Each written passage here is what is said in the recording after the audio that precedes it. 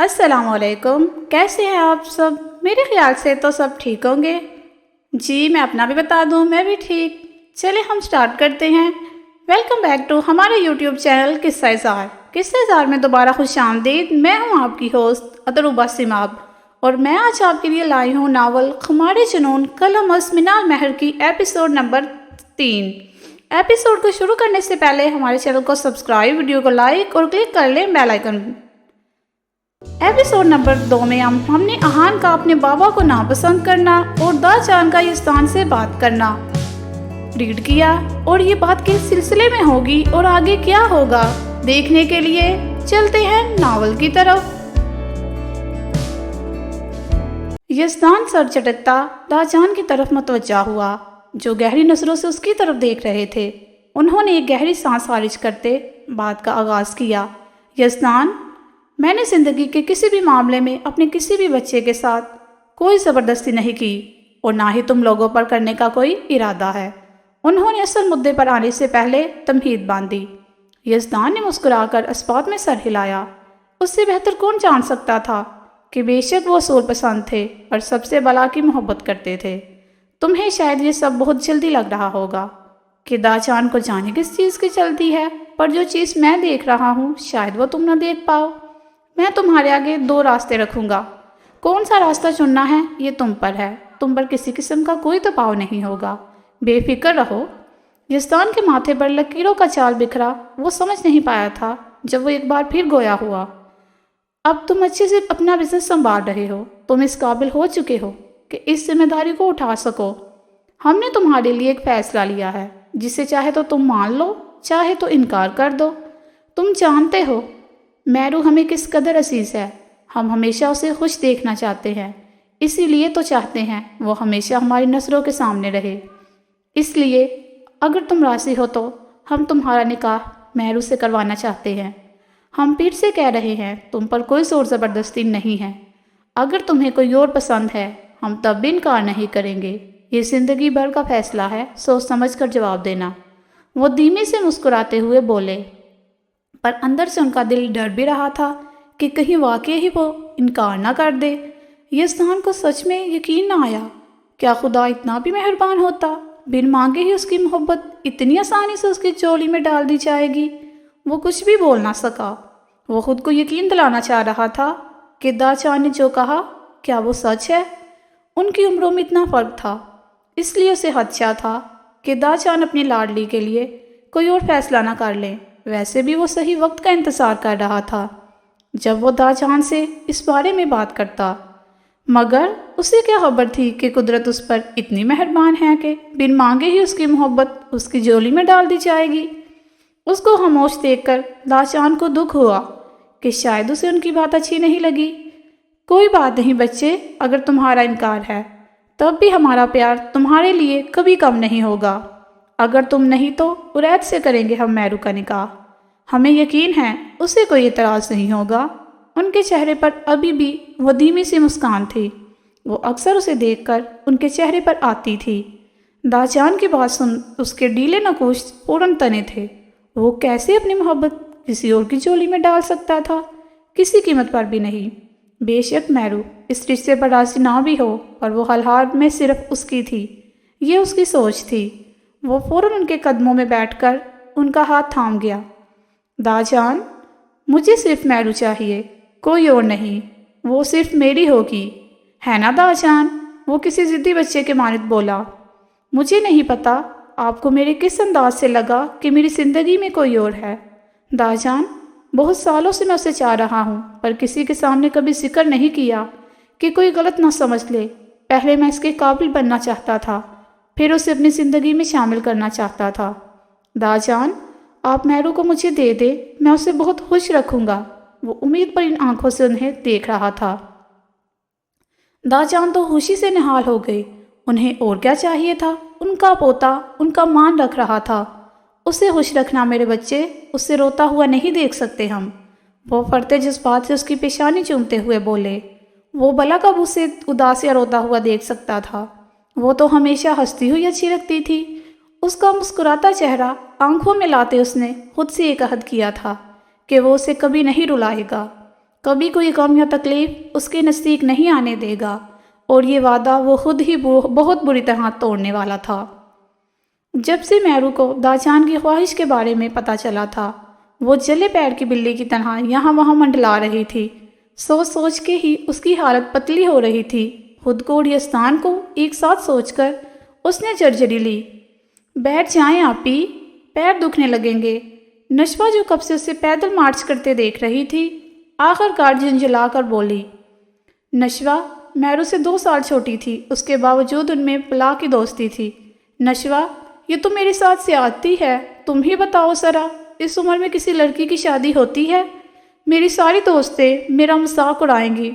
وہ رو دینے والے انداز میں بولی۔ شادی نہیں، صرف نکاح۔ میری پیاری آپی، ذرا تھوڑی سی تصدیق کر لیں کہ داجان اتنے بھی ظالم نہیں کہ اتنی جلدی آپ کی شادی کروا دے۔ نشوہ نے فوراً اس کی تصدیق کی۔ نشوہ کے ٹوکنے پر اس نے فوراً گوڑی سے نوازا۔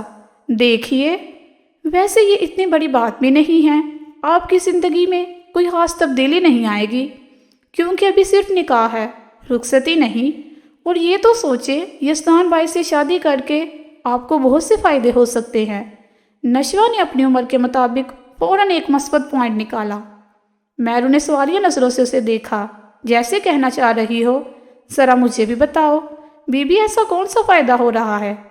سب سے پہلے فائدہ، آپ کو یہ گھر چھوڑ کر نہیں جانا پڑے گا۔ دوسرا، آپ کو کھانا بنانا سیکھنے کی بھی ضرورت نہیں پڑے گی۔ داجان جو ہوں گے چاچی کی ڈانٹ سے بچانے کے لیے۔ کیسا؟ اس نے خوش ہوتی تالی بجائی تھی۔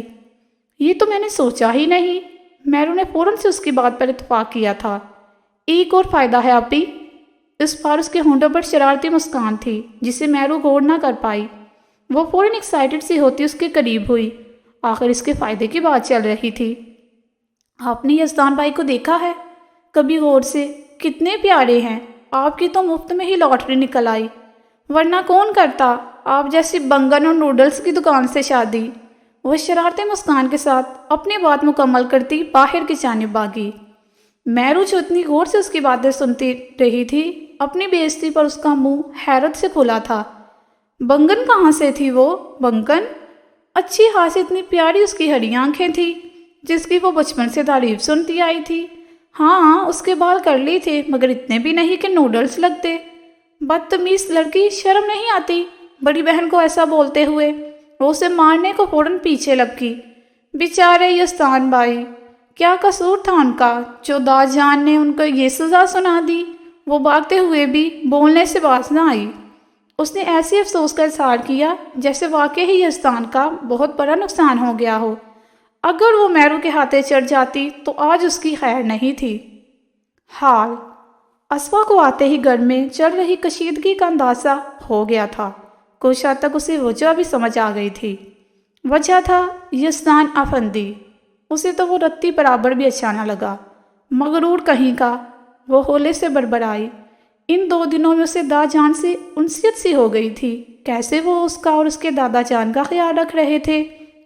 اس کے دل میں ان کے لیے بے حد عزت تھی۔ انہی کی وجہ سے سب گھر والوں کا رویہ اس کے ساتھ بہت اچھا تھا۔ ہاں، مگر ابھی وہ داجان کی لاڈلی پوتی میرو سے نہیں ملی تھی۔ شاید اس کی طبیعت خراب تھی، اس لیے وہ ابھی تک اس سے نہ مل سکی۔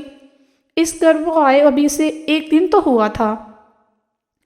داجان بیچارے کتنے اچھے ہیں، اور وہ بدتمیز ان سے ملے بغیر ہی چلا گیا۔ کتنے خوش تھے وہ اسے دیکھ کر، اور وہ بغیر انہیں دیکھے چلا گیا۔ مجھے تو بالکل بھی پسند نہیں آیا۔ وہ ناک چڑھاتے چھوٹے چھوٹے قدم لیتی، ہاتھوں میں جگ تھامے سیڑھیاں اتر رہی تھی۔ تمہیں پسند کرنے کی ضرورت بھی نہیں محترمہ، وہ نکاح شدہ ہے اور خیر سے اپنی منکوحہ کے پیچھے پاگل بھی ہے۔ وہ یزدان کے بارے میں سوچ کر ہولے سے بڑبڑایا۔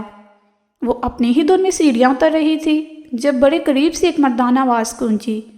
ڈر سے اچھلتے اس کے ہاتھوں سے جگ چھوٹا، جسے پیچھے کھڑے بندے نے بڑی مہارت سے آگے بڑھتے کیچ کیا۔ اسوا کے دونوں ہاتھ اس کے لبوں پر تھے، جبکہ وہ خود پیچھے مڑتے ٹکر ٹکر اسے گھور رہی تھی۔ کون؟ وہ خود کو سنبھالتی ہولے سے بڑبڑانے والے انداز میں بولی۔ جلاد۔ وہ یک لفظی جواب دیتا، وہ ہاتھ میں پکڑا جگ اس کے ہاتھ میں تھماتا، اسے حیران پریشان چھوڑتا، سیڑھیاں اترتا نیچے کی طرف بڑھ گیا۔ وہ حیرانی سے اس کی پشت کو گور کر رہ گئی۔ اس کی آنکھوں میں الجھن سی تھی۔ جب سے اپنے داجان کی طبیعت کے سنبھلنے کے بارے میں پتہ چلا تھا وہ کچھ حد تک ریلیکس تھی۔ اسے ان لوگوں کی شان و شوکت دیکھ اس بات کا اندازہ تو ہو گیا تھا کہ یہاں کم از کم اس کی عزت تو محفوظ ہے۔ وہ کالی یہاں تک تو کبھی نہیں پہنچ سکتا۔ عرید کچھ دیر پہلے تھکا ہارا پولیس اسٹیشن سے واپس آیا تھا۔ اس کا ارادہ فریش ہو کر کچھ دیر لان میں واک کرنے کا تھا، جو اس کا روز کا معمول تھا۔ اس کی نوکری ایسی تھی کہ اس کے آنے جانے کی کوئی روٹین نہ تھی۔ اپنے اسی ارادے کو پیراہن پہناتے وہ نیچے کی جانب بڑھا، جب سیڑھیوں پر ایک لڑکی تھی جو نشوہ اور محرو تو بالکل نہیں تھی۔ وہ جو کوئی بھی تھی وہ سیڑھیاں اترتے ساتھ ساتھ بڑبڑا بھی رہی تھی۔ اس کی سست رفتاری پر اسے غصہ آ رہا تھا۔ وہ اس کے پیچھے کھڑا اس کے اترنے کا انتظار کر رہا تھا، جو خود میں مگن جانے کون سے جہاں کی سیر کو پہنچی تھی۔ گھر والوں سے اسے اس لڑکی کی بابت پتہ چل چکا تھا۔ وہ شاید داجان کے کسی دوست کی پوتی تھی۔ اس کا ان سب سے کوئی لینا دینا نہیں تھا، اس لیے اس نے زیادہ دھیان بھی نہ دیا۔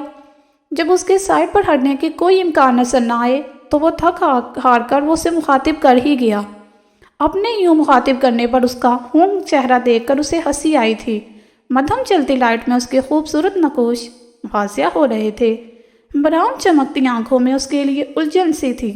اس کا کوئی ارادہ نہ تھا اس کی الجھن دور کرنے کا، اس لیے خاموشی سے وہاں سے نکلتا چلا گیا۔ آہان، میرے خیال میں تجھے آنٹی کی بات مان کر ایک بار ان سے مل لینا چاہیے۔ سن لو وہ کیا کہنا چاہتے ہیں، سارم اسے سمجھانے والے انداز میں بولا۔ یار پتہ نہیں، دل نہیں مانتا، اتنے سال کیوں ہمیں سب سے دور رکھا۔ آخر میرا بھی حق تھا سب کی محبتوں پر، میرا بھی دل کرتا تھا کہ کوئی میرے لاد اٹھائے۔ وہ اذیت سے پر لہجے میں بولا۔ بھول کیوں نہیں چاہتا وہ سب میرے یار، آگے بڑھنے کی کوشش کر، ان کی جائیداد میں تیرا بھی حق ہے، ایسے اپنے حق سے منہ نہ موڑ۔ اگر حالات بہتر ہو رہے ہیں تو اسے ہو لینے دے، جب بھی ان کی بات آتی ہے تو آنٹی کو بھی چپ کروا دیتا ہے۔ وہ اس کے کندھے کو تھپ تھپاتا ہوا بولا۔ سارم، مجھے جائیداد کا کوئی لالچ نہیں ہے، جتنا خدا دیتا جا رہا ہے بہت ہے میرے لیے۔ تو نہیں سمجھ سکتا، تو ہمیشہ اپنے باپ کے سائے کی گھنی چھاؤں میں رہا ہے۔ مجھ سے پوچھ یہ محرومی جس کا باپ 2 مہینوں بعد ایک دفعہ آ کر ہمیں اپنی شکل دکھا جاتا تھا، اس ڈر سے کہیں اس کی دوسری بیوی اس کے بیٹے کو ان سے دور نہ کر دے، کیونکہ وہ نہیں چاہتی تھی کہ وہ ہم سے ملے۔ تو خود بتا، کیا میں ان کا بیٹا نہیں تھا؟ پھر کیوں وہ میرے لیے سٹینڈ نہ لے سکے؟ میں جانتا ہوں حالات ان کے لیے بھی سازگار نہیں تھے، پر میں نے بہت زیادہ کی نہیں، بس اتنی ڈیمانڈ تھی کہ مجھے میرے گھر لے کر جاتے تاکہ میں بھی اپنے پیاروں میں رہ پاتا۔ چل یہ بھی چھوڑ، مجھے کسی بھی محبت کی ضرورت نہیں تھی، لیکن میں پل پل اپنے باپ کی محبت کے لیے ترسا ہوں۔ سارم نے اس کی طرف دکھ سے دیکھا، جس کی آنکھیں آنسو ضبط کرنے کی وجہ سے لال سی ہو رہی ہیں۔ سارم کے اپنی طرف دیکھنے پر وہ نظریں چرا گیا۔ میں بس یہی دعا کرتا ہوں کہ سب ٹھیک ہو جائے، تجھے تیرے حصے کی ساری خوشیاں ملیں۔ سارم سچے دل سے اس کی خوشیوں کی دعا کرتا ہوا بولا۔ پر تجھ سے ایک بات کہوں، تو صرف خود کے بارے میں سوچ رہا ہے، ایک بار آنٹی کے بارے میں سوچ، جیسے بھی ہیں ان کے شوہر ہیں، ایک بار ان سے بھی پوچھ وہ کیا چاہتی ہیں۔ سارم کی باتوں نے اسے گہری سوچ میں ڈال دیا تھا۔ اس نے واقعی آج سے پہلے اس کے بارے میں سوچا ہی نہ تھا، اس نے ایک بار بھی جاننے کی کوشش نہ کی تھی وہ کیا چاہتی ہیں۔ سارم غور سے اسے دیکھ رہا تھا، جو گہری سوچوں میں گم ہو چکا تھا۔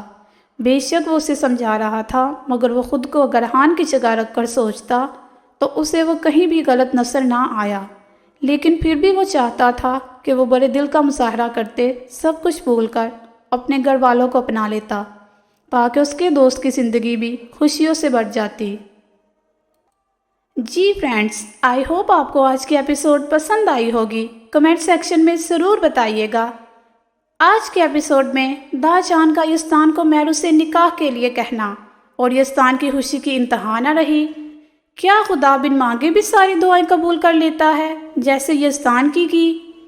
جی بالکل، بے شک خدا دلوں کے حال سے واقف ہے اور ہر چیز پر قادر ہے۔ نیکسٹ ایپیسوڈ میں جانیے گا کیا محرو یزدان سے نکاح کے لیے مان جائے گی اور یزدان اور اس کی محرو نکاح کے خوبصورت بندھن میں بندھ جائیں گے۔ تب تک کے لیے اپنا خیال رکھیے گا اور ہمیں دے اجازت۔ اللہ حافظ۔